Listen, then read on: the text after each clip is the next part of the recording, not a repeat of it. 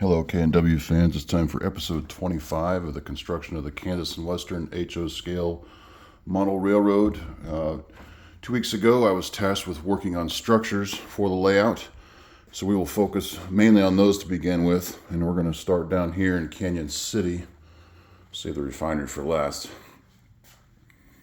I was able to assemble a good portion of this Canon City train station. Still have obviously the roof sections to put on.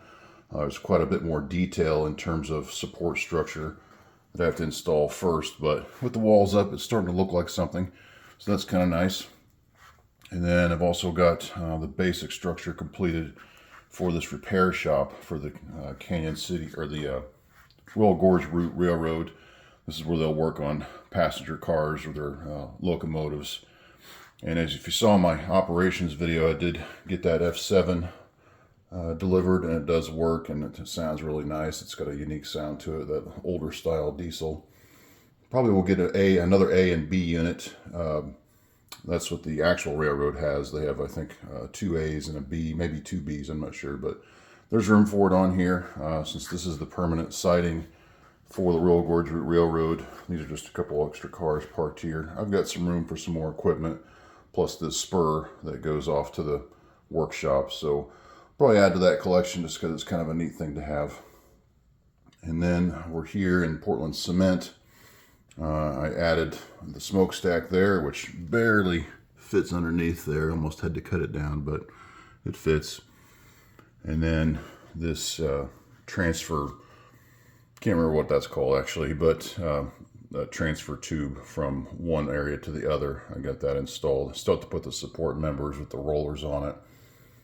Probably not going to motorize that. I've seen there's a couple layouts out there that actually motorize that so that thing can turn. Probably not going to mess with that. That's about all I got done in there. And then you can see the workstation here. I have another assembly for the refinery that I've been working on. All these little parts, all kinds of unique ways to get things to stay together while they're drying. But we'll move over to the refinery and see what I've got done there. So this is the main part of it, I guess. A lot of sub-assemblies down here had to go into place before I could start this superstructure here, which is going to support a lot of the rest of it. All of this, I would say, took about 10 hours to get done. Just a lot of little tiny parts on that sub-assembly. And, you know, by the time the whole thing's finished, I'm not even sure how much of it you're going to be able to see. But I'm just kind of following the instructions as written. They're not impossible. There's really not much, any description at all for the instructions, but the pictures are pretty clear. The numbering on the sprues is really good, so it's not hard to find the proper pieces to put them together, but that's what it looks like so far. I've got the oil refinery foundation set out here for the Walthers kit, so I can get an idea of how big of a footprint it's going to take up. The Faller kit does not come with a foundation, but it's practically required. I don't know why you wouldn't want one, because you have all these sub-assemblies down here, and they're all just kind of sitting out there. And there's more to go that fit underneath here that I still have yet to finish. That's what you saw on the workstation there a minute ago. So it really does need something. So I bought a couple pieces of styrene sheet, and that's what this is. I kind of painted it a dark concrete color. I haven't yet decided that this is how big it's going to be. I do kind of work in the oil refining business. So I checked with a guy I know that works for the refinery, and he says primarily the yard in the refinery is all concrete to make it easier to clean up spills. So this whole area might remain concrete. I haven't decided yet, but I wanted to have more than enough space to figure out how much space this is going to need, because you've got tanks here that I haven't installed yet. They're just kind of sitting out just to clear them out of the box more than anything. But I haven't quite decided yet how much of this I actually need. So this is just kind of sitting here for now, just so I can get an idea for what I'm going to have to actually add. So that's about it for the structures. This took up a lion's share of the time, but it's going together well. It looks like something. It's not just a bunch of pipes and things. It looks like there's a purpose to it, but I am also glad it's not an actual live process because it's very small and the connections are difficult, but it's going together. So anyway, we're going to do a whole tour of the layout now to remind everybody what they might want to vote for the next update. So starting down here in the Royal Gorge route, not a whole lot of work left to do here except for scenery work and some backdrops. You can see I've been using this whole area here as a paint backdrop. So for that purpose, I probably won't pour or scenic this at least river area for a while because I'm using this as a giant workbench. It allows me to get a lot of things done at one time, so probably going to keep it that way for a while. So sorry people that are wanting me to work on the river, it's probably going to get put off for a while. But as for the back, the scenery area, you know, I could certainly work on forms for the mountains and hillsides. You know, if you look in this picture here, all the backdrop there behind the train on the right side, I could certainly work on that. And even some of the foreground, because there's just not a whole lot between the tracks and the river. So I could work on that. And moving around down to Canon City. I still have to finish Colorado Gravel, I think that company is called. Just have to get a few more structures built and placed and figure out how I want that spur to run. And then probably need to start putting some of the fronts together at least for a downtown area to see if that's going to work, see if there's going to be room for a street here between the tracks and structures in this area here to see if I'm going to have any kind of town. I think I've got room for it, but it might just be the building fronts that will go up against the backdrop. And then obviously you got to finish these kits here. But in terms of layout, everything's working really well. So I'm pretty close to being able to lay this spur for that workshop. And then Portland cement. I need to build an office down here just for switching this area. I'll probably feature the Portland cement plant for my next operations video next week, so we'll get to see how that works. And we'll move around to the other side.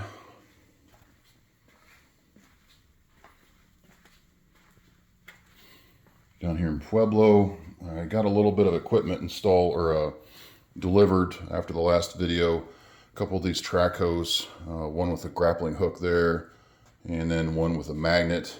I wanted these before I laid this track in here to make sure that they would logically fit between the tracks where I'm going to have the piles.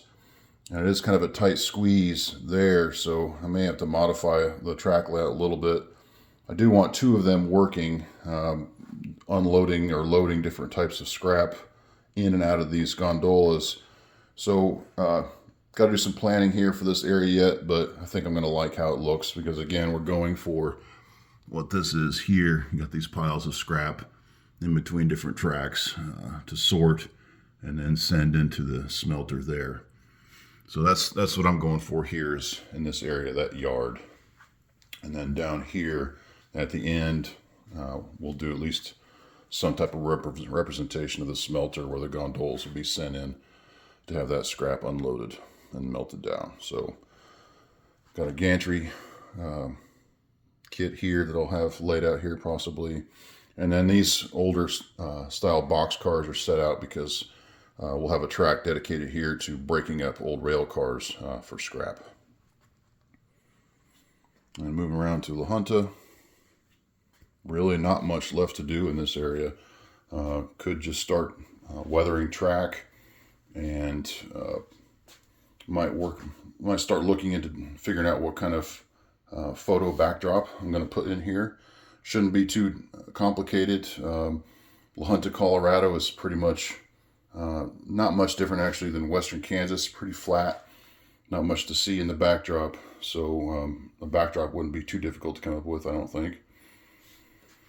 And then I need to finish this highway bridge. I need one more section, I think, sticking out towards the aisle to finish that bridge.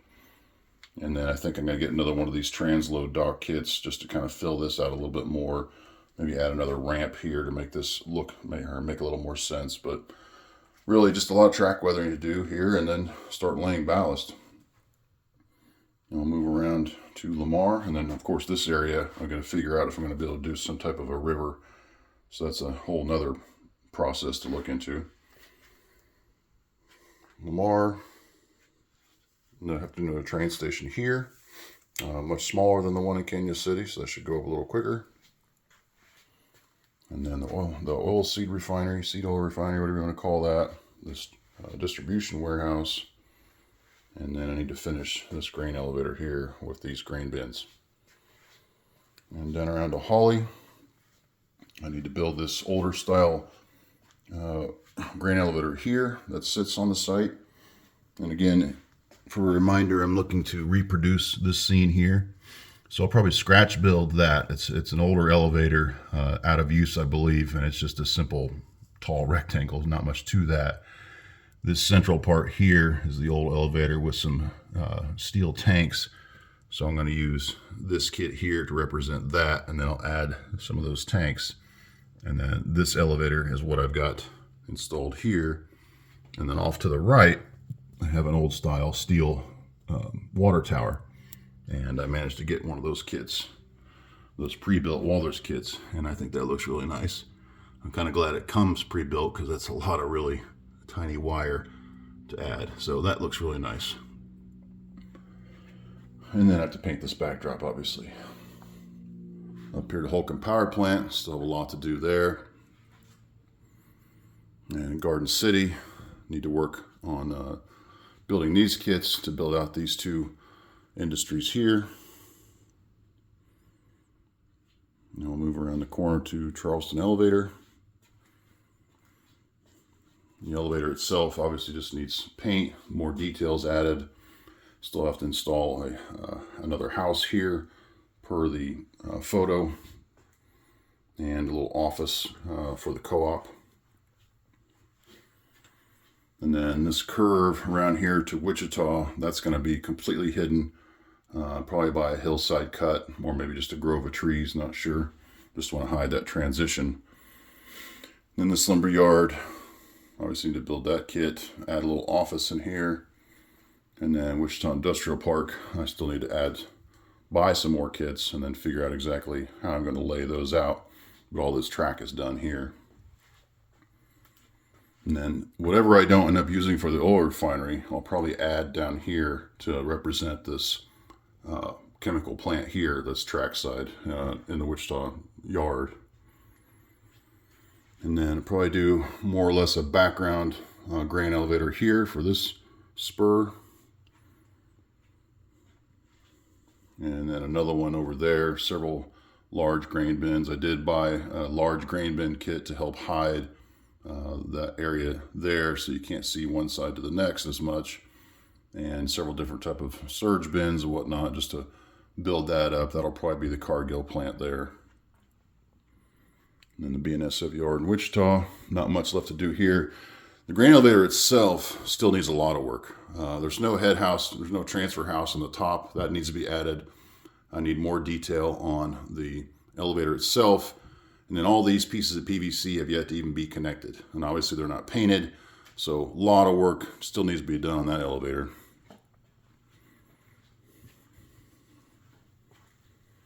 Move around to the UP side of the Wichita yard,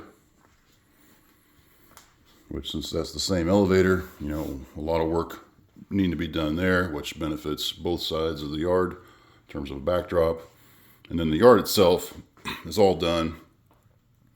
I just need to add an office for the UP side there. And then a lot of detail work for all the track.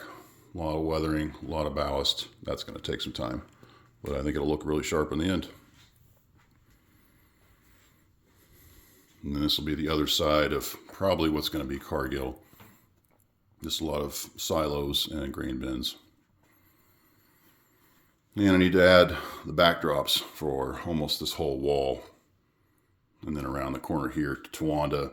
Still haven't quite figured out what kind of a transition I'm going to do from the Wichita yard here in this corner. It may just be a curved backdrop that kind of matches the main line, with a photo backdrop put on that to represent what it looks like, the terrain between Wichita and Towanda. And I also might add some more oil pump jacks because there is some oil field between Wichita and Towanda. Because I'm definitely going to put some on this side of Towanda, and I've got two kits now. I think I have an N scale one on order. Not all these kits will be operating all the time because that's the way it is in reality. They don't always operate. And then moving it down here in El Dorado, a lot of work to do in this area. I did break out the foundations for the chemical plant kit so I can get an idea how that's going to fit. It's not quite going to fit per the instructions. Piping modules and stuff won't quite fit in this space, but that's something I can certainly modify as needed. And then we're back down to the El Dorado Refinery, and you can see what I'm working on there. So long way to go just on that faller kit. Now, if you saw that email or the video I did on that, I am doing a progression video, just taking lots of photos as I build. Once it's done, I'll publish that, but that's going to be weeks, if not months, before I get this done. So that will publish that when that's all complete. And then moving around here to Union Tank, got to build a lot of these structure kits here just to fill out these workshops. And I am going to put a backdrop here to block off this window. Not completely. It's probably only going to be about 10 to 12 inches high, so I'll still be able to get some daylight out of the window into the room. But I am going to put a backdrop in there to match with the rest of the room and finish all of that. So a lot of review there. Be interested to see what everybody would like to vote on for this next section. And I guess that's about it. So send me your votes in the comments below. Continue with the questions or comments. I appreciate all of them. Let's see what you like to vote on between now and midnight this coming Sunday. What would you like me to work on for the next couple weeks? Let me know. Thanks for participating, and we'll have a good weekend.